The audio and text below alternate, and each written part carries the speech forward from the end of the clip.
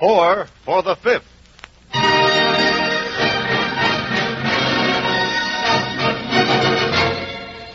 Four radio programs for the 5th War Loan, produced by Arch Obler and William N. Robeson for the United States Treasury.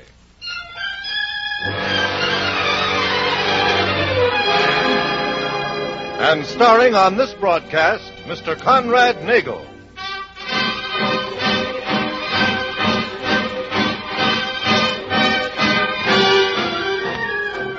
This is a war not only of men and machines, but of ideas. As the fourth of this special series of broadcasts about the ideas for which we fight and those which we must fight against, we bring you E-Day, a radio document written and directed by William N. Robeson and starring Mr. Conrad Nagel.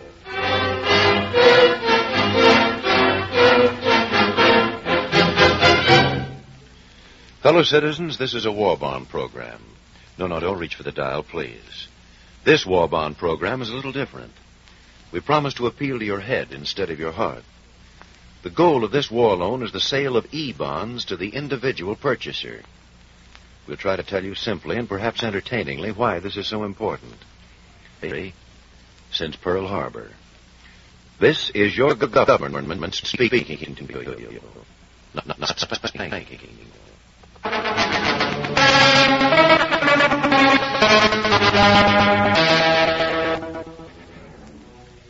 We waited a long time for D-Day. It's come gloriously, brilliantly, successfully. Let today, then, be called E-Day, to remind us that victory is closer with every E-bond we buy.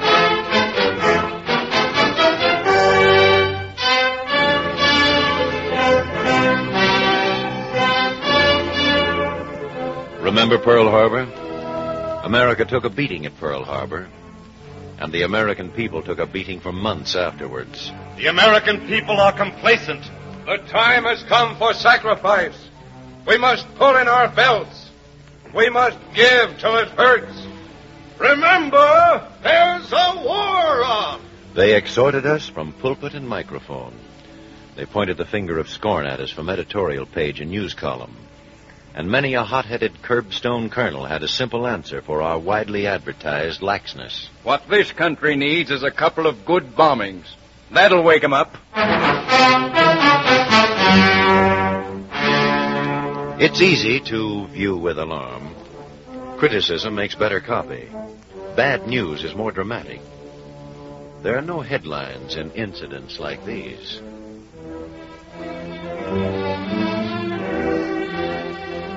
I've been thinking it over, Mary, and I've come to the conclusion that we can do without a flower bed this year. We'll turn the whole back lawn into a victory garden.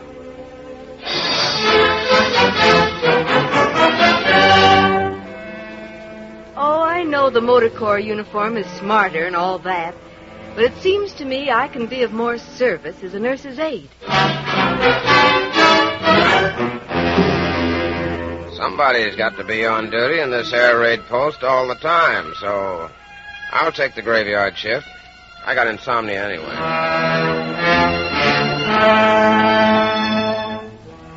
136 million people is a lot of people. And when they all start moving in one direction, somebody's going to get run over. We started moving on December 7th, but we weren't quite sure in what direction. Then a month later, we got our orders. 125,000 airplanes, 75,000 tanks, 35,000 anti-aircraft guns, 10 million tons of ships to be produced by the end of 1943. Golly, that's a big order. Can't possibly make it. Got to make it. Now stop wasting breath. Let's get going. Yes, there were a lot of people who wondered if we could make the grade, both here and overseas. It is easy to distinguish bluffing figures. Everybody knows that Roosevelt sees in bluffing one of the most important weapons of spiritual warfare. How, where, and when can such a program be carried out? The psychological warfare boys in Tokyo and Berlin kept passing the doubts at us. And a lot of us were willing to carry the ball for them. Because, you see, in this country, it doesn't cost you your head to listen to the enemy's radio. Well, where are we going to get the stuff to make all them tanks and guns? And when are we going to get the time? The Japs have got Singapore, Java, and Burma. That means tin and rubber and a lot of oil. It can't be done. We're a bunch of suckers to try it. Let the Japs have what they got and Hitler, too. I say the quicker we make a deal, the better off we'll be. That's the way a lot of us talked those days in buses and pool halls, the locker rooms and bridge clubs, never knowing we were doing a job for the enemy. But most of us, the great majority of us that never make the front page, quietly went to work. We knew, without help from the viewers with alarm or the pointers with pride, how great our strength was.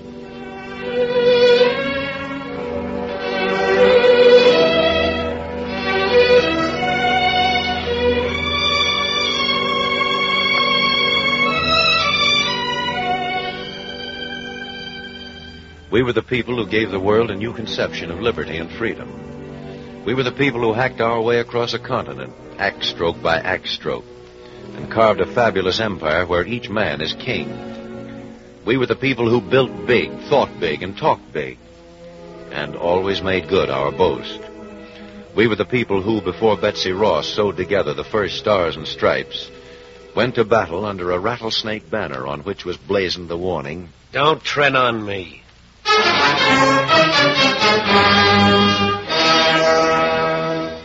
The machine was rolling, the course was set. We went to work on those tanks and planes and guns and ships like we once threw the railroads across the plains and the wide concrete highways over the mountains and the great skyscrapers into the heavens. But it's hard to stand back and get the whole picture. You solder connections on electrical switches all day at Kearney, New Jersey, and it's difficult to imagine that switch on the control panel of a flying fortress over Germany. Or you spot weld at Cal's ship day in and day out, and you find it hard to visualize hundreds of ships like the one you're pouring the steel to. Great convoys of ships bridging the oceans of the world.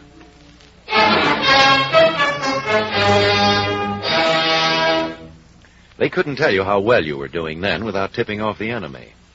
And you wondered plenty that spring 2 years ago because the news was bad. Bataan fell. Corregidor fell. And the Japs invaded the Aleutians.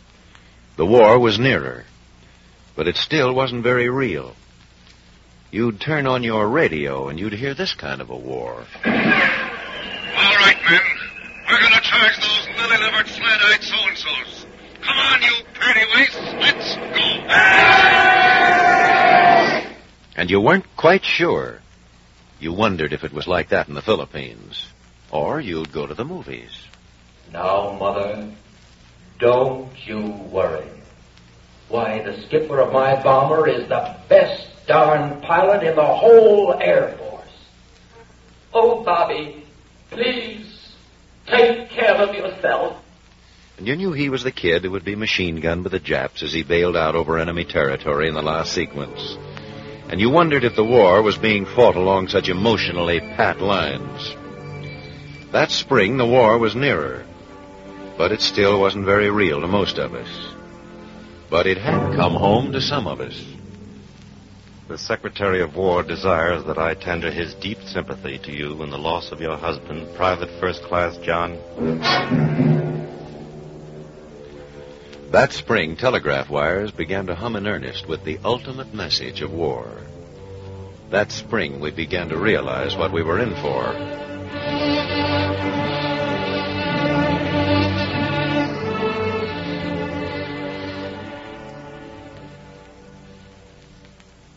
You know, there's some things that are hard to understand.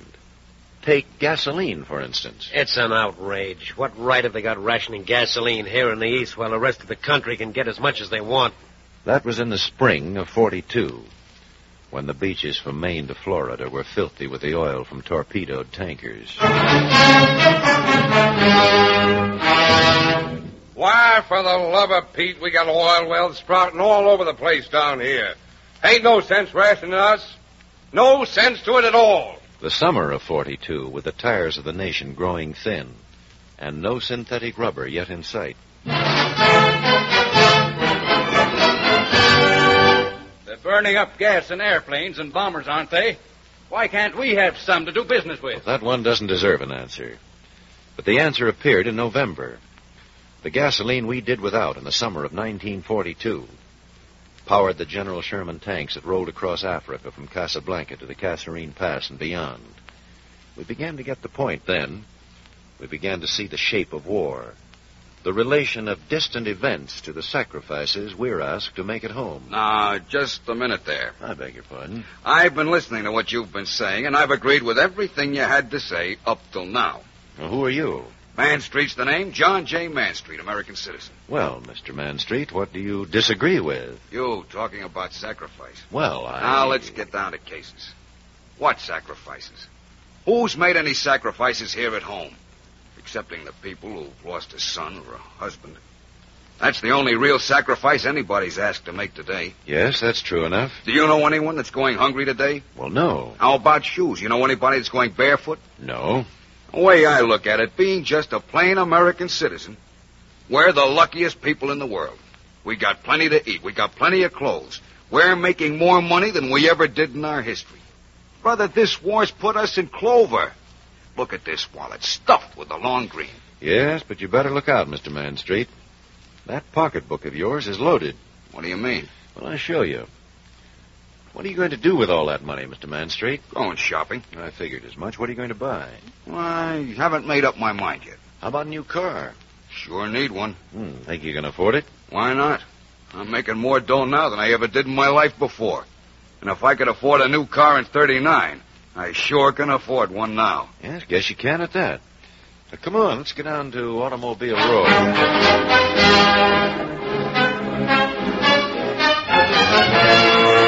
Good afternoon, gentlemen. What can I do for you? I want to buy an automobile. I'm sorry, we don't make automobiles anymore. You don't? Well, what do you make? Jeeps and tanks and airplane motors. Well, I haven't any use for an airplane motor on account I haven't got an airplane. And I don't think a tank would be very comfortable for the missus. So I'll take a Jeep. I'm sorry, I can't sell you a Jeep. I got money. I'm sorry. Our only customer is the United States Army.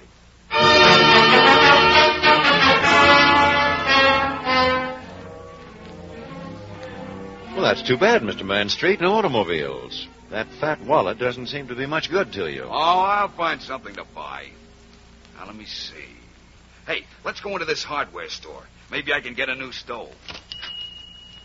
Good day, gentlemen. Hello. Look, I'd like to see about getting a new stove. We haven't any more stoves, only landing barges. Oh. Well, how about an electric train?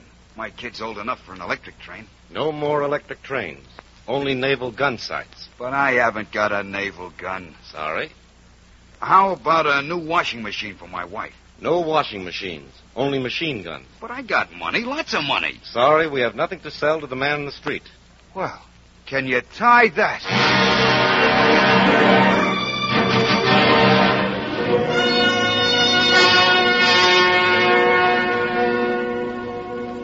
What'll you do with your money now, Mr. Manstreet? I know. Let's get down to the open market. They must have something left that they'll sell to civilians. Probably. There may be some choxies left, for instance. Do you like choxies? Love them. Both Mrs. Manstreet and I agree they're good enough to eat. That they are, both useful and ornamental. There's nothing like choxies. You know, I heard the Army has bought them all up for the soldiers. Fella told me just the other day, after the open market has sold its supply, no more choxies. Now, that would be a calamity. Yeah, we better hurry.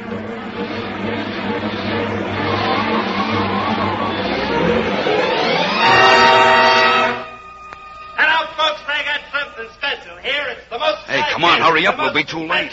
Certainly looks like a lot of people had the same idea you did. Yeah. Hey, look, they're auctioning choxies. Well, what would you expect on the open market? Here you are, the one and only, the original choxies. They're good enough to eat. Now, what am I bid for this full-weight, 1-pound package of choxies? They're good enough to eat. 25 cents. Oh, come now. You can't get choxies like this anymore. Somebody must want it more than that. 30 cents. 30 cents for this pre-war box of choxies? Well, remember, this is the last box in town. After that, no more choxies until after the war. Think of it. Like, without Choxies, they're good enough to eat. 75 cents. $1. $1.10. $1.25. $1.50. $1.75. $2. $2 once. $2 twice. $2 sold to the lady in the street. My wife. Naturally. $2 for a box of Choxies. It's outrageous. Remember, madam, there's a war on. You're very fortunate to get the last box of Choxies in town. I suppose so. But I do declare I don't know what we're coming to, the way prices are going up. Hello, Mary. Oh, John, what are you doing in the open market? Same thing you're doing, trying to spend some money. I got paid today. You won't have much trouble spending money here in the open market. Imagine charging $2 for a 25-cent box of Choxies. Yeah, I know. It's the war, dear. They wouldn't sell me anything up the street a piece. But it was the last box in town. Then it was worth it. If you don't mind me asking, ma'am, those Choxies you just bought, did you need them? Heavens, no, at least not yet. I've still got 2 boxes at home that I haven't opened. Well, why did you buy them? Well, I could afford it, and it was the last box in town. It would be simply dismal to run out of Choxies. I don't know what Mr. Manstreet and I would do without Choxies. Yeah, we always say they're good enough to eat. What did you do 5 years ago before they were put on the market? I declare I don't know. Life wouldn't be worth living without Choxies. But $2 a box. And Trollophans, the same way, priced out of sight. I had to pay 79 cents for the small-size package, and just last week, they were only 65. And Prosits, 48 cents a dozen. Before the war, the very best were only 31. I know, dear. It's that way with everything. I don't know how we're going to keep up with taxes and buy war bonds and keep a roof over our heads this winter. There's only one thing to do, John. You march right into your boss and demand a raise.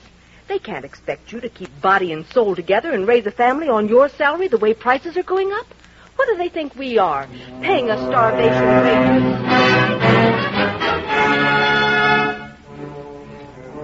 That's the way it works, Mr. Manstreet, when your pocketbook is loaded.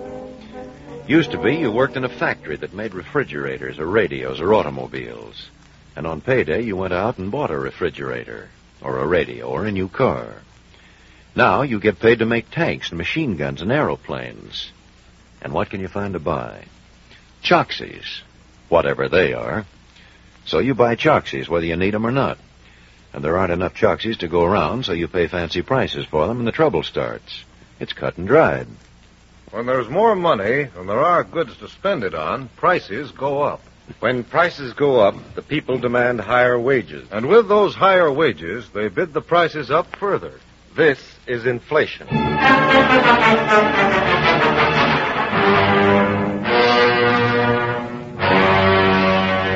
Do you mean to say we're running into inflation? We've managed to hold it down so far with wage and price control. But under wartime conditions, it's a constant danger. Well, how do you stop it? The best way I know is to stop buying what you don't need and buy something you do need and your country needs you to buy. Buy war bonds. But I'm already buying war bonds, 10% of my salary. Then buy more. Isn't there any end of it? Not until we've won the war. In wartime, no soldier can call his life his own. It belongs to his country. It's different with us folks back home. Our country does not ask for our lives, but it does ask for the loan of our pocketbooks. The only blood you'll shed in this war, Mr. and Mrs. Manstreet, is the blood you donate to the Red Cross. Oh, look here. During this 5th war alone, we've heard a lot of fine reasons why we should buy war bonds and more war bonds. It's patriotic, it's to back the attack, it's to drive another nail in Hitler's coffin, and throw another banana peel under Hirohito's snow-white horse. They're all good reasons. But here's another reason, just an ordinary common sense, dollars and cents reason. The government, which is you and me, all 136 million of us, can pay for this war in only 2 ways. What are they? Borrow from the people or borrow from the banks. Well, why doesn't the government borrow from the banks? They've got all the money. It would be very easy. The Treasury could have sold the entire 5th war loan to the banks without borrowing a cent from Tom, Dick, or Harry. Then what's all the shouting for? Well, if the banks had bought up the loan, sooner or later, that $16 billion would have been converted to cold cash, burning a hot hole in the pockets of you and me and the rest of the people. 16 more billions would have been put into circulation, when what we've got to do is take money out of circulation. That sounds like double talk. Well, let's see if we can simplify it. Suppose a representative of the United States Treasury walks into a banker's office with a briefcase under his arm. Hello, J.P. Hello, Henry. I've got $16 billion worth of bonds in this briefcase. 2 9/10% at 75% of face value. Maturity in 10 years. We'll take them. Fine. Here's a passbook with $16 billion credited to the account of the United States government. Thanks. Afternoon, Walter. Hello, Henry. How's the war coming along? Looks fine today. Just floated alone. Credit's still good, huh? Best in the world. Got any tanks? You bet. New 1944 models just off the line. Double recoil 105 gun. New improved fast-action 50 caliber machine guns. And the interior restyled for safety and comfort. Finest model we've ever made. Good. We'll need 10,000 of them by Tuesday. They're yours. Here's our check for $1 billion. Sure it's good?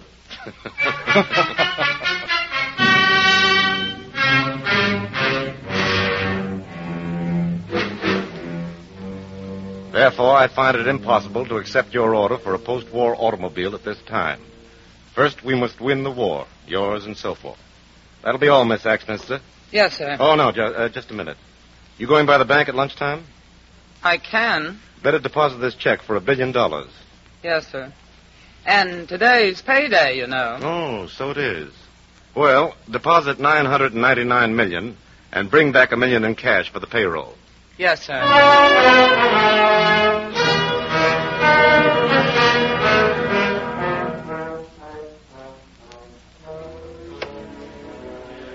All right, boys, step up and get your dough. Sing out your name plain. Grabowski. $42.87. Next. Martin. $59.30. Next. Pantalini.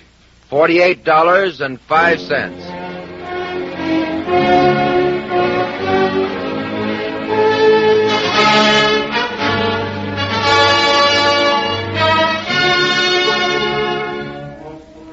This transaction is normal and legal. No credit is better than that of the United States Treasury. But it's a paper transaction. The paper the bonds were written on. The paper of the bank's passbook. The paper of the check that paid for the 1,000 tanks. And now at last, that paper becomes hard cash for the payroll. Cash in the hands of Grabowski, Pantalini, and Martin. Cash for a new dress for Mrs. Pantalini, or the Grabowski's new hair-filled Davenport, or a box of Choxies for Steve Martin's girl. And as the Treasury uses up the $16 billion credit to buy the tools and supplies of war, it eventually appears in the tills and cash registers of the country as $16 billion additional dollars to help push prices higher. Get the point, Mr. Manstreet? Yeah, that seems to make sense. But the Treasury doesn't want to sell bonds to the banks. It sells them instead to Mr. Grabowski and Mr. Martin and Mr. Pantalini, and to you, Mr. Manstreet. And if it sells enough of them, what happens? The Grabowskis don't get a new Davenport. They have an old one that'll do till the war's over. Steve Martin's girl doesn't get any Choxies. They're good enough to eat, but they're not worth what they cost. Mrs. Pantalini doesn't get her new silk dress. She has 3 nearly new ones anyway. And I don't get a fur coat. No, not now. Not when prices are too high anyway and merchandise is inferior. But while you're getting by with as few expenditures as possible, your investment in your country's future is increasing in value against the time when you'll be able to buy better coats and dresses and furniture and automobiles than you ever dreamed of today. It may be sacrifice now, Sacrifice? Mister, that's the best deal I ever heard of.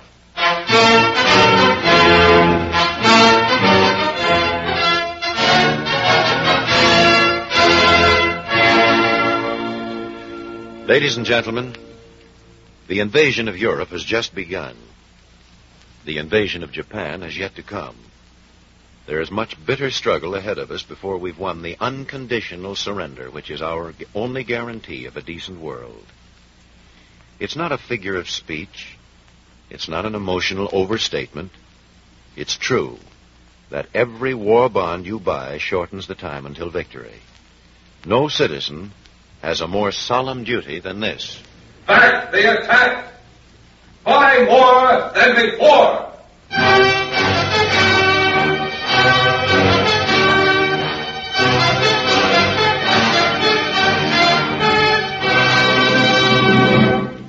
You have just heard Mr. Conrad Nagel in E-Day, a radio document written and directed by William N. Robeson. The original musical score was composed and conducted by David Brookman. This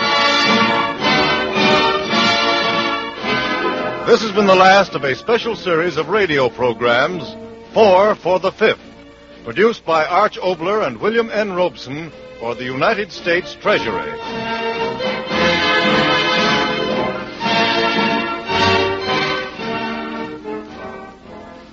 In the spirit of our worldwide attack, we bring you the stirring United Nations On the March of Dmitri Shostakovich with James Newell and the Treasury Chorus and Orchestra under the direction of David Brookman.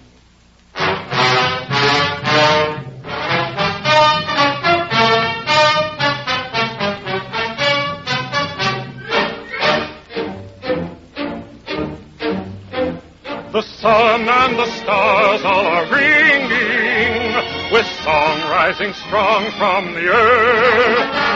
The hope of humanity singing, a hymn to a new world in birth. United Nations on the march, with flags unfurled. Together fight for victory, a new free world. The sun and the stars brightly shining, a song rising strong from the earth. The hope of humanity singing, a hymn to a new world in birth. United Nations on the march, with flags unfurled. Together fight for victory, a new free world. Take heart, all you nations swept under by powers of darkness that ride. The wrath of the people shall thunder, relentless as time and the tide. United Nations on the march, with flags unfurled. Together fight for victory, a new free world. Together fight for victory, a new free